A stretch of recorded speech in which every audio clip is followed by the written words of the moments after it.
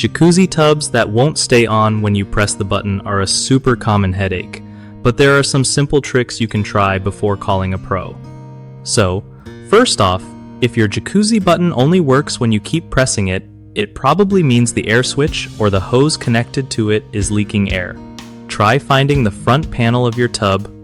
It's usually held on by Velcro or screws behind the baseboard. Carefully remove that panel to get to the air switch and the small rubber hose. Check the hose for cracks or leaks, because even a tiny hole can stop the pump from working right. If you find a leak, replacing that hose is usually pretty cheap and easy. If you can't get to the panel, sometimes gently prying with a flat tool helps, but be careful not to break anything. Another quick fix is to cover the jets with plastic plugs or silicone covers, if you just want to use the tub as a regular bath and skip the jets entirely. Just make sure whatever you use is safe for water and heat so it doesn't get damaged.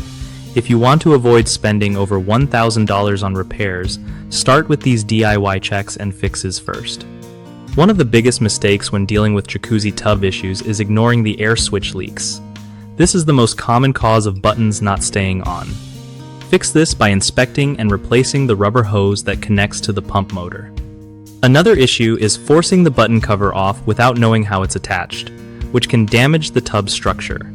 Instead, locate screws or Velcro holding the panel before trying to remove it. Lastly, some people try to patch up leaks or electrical issues without turning off power or draining water first, which can be dangerous.